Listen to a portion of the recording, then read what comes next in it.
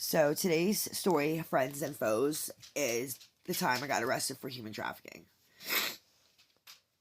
Buckle up, it's a story. So in 2015, I was in rehab for 30 days. I completed it, but I had nowhere to go. I was homeless. So the counselor there hooked me up with a homeless shelter called Atlantic City Rescue Mission. Said I was going to go there and I was going to get high that night. I don't know what to do with that, but thank you. So I go there and I wind up getting on methadone, staying sober, or whatever. I get a text message from a friend.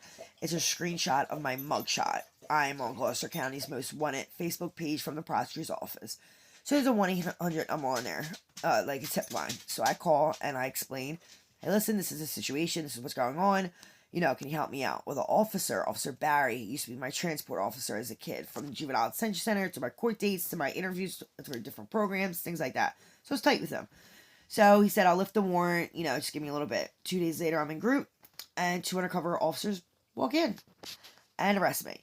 So they take me to jail. Mind you, I'm on methadone, and I'm in full-blown withdrawal. I have no bail, and all of a sudden, I get released.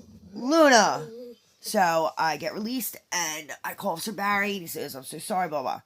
Run to the methadone clinic, not going to give you nothing. So then I go to the rescue mission. They said, well, since you were arrested here, we cannot keep you, but you were such a good example, we're going to let you stay for 2 weeks. So what usually happens in that situation, you're in withdrawal, you find a partner in crime.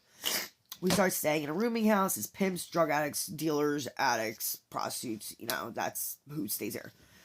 So I wind up meeting this pimp from England.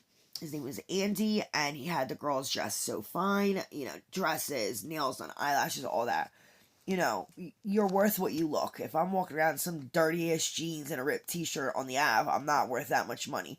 But if I'm on Backpage and I am, a high-end escort, I'm going to make a couple grand a day, So it was 3 or 4 of us girls with him at all times. Well, we cross state lines and we go into Pennsylvania. We're in Pennsylvania, and I start getting these messages from from John on Backpage. And I told him I'll meet him up with that night. He was like, I have kids, I have a family, please, don't do nothing. I'm like, listen, it's all good on my end, just make sure, it's good on your end. So that day, something in me broke. I'm looking around, I'm seeing this one smoke crack, that one's shooting up in the neck, that one's nodding out, sucking her dick. And my pimp's watching TV. Is this my life? Is this what my life consists of? I can't live like this.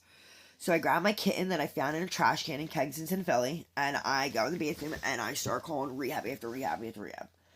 I'm not from that state.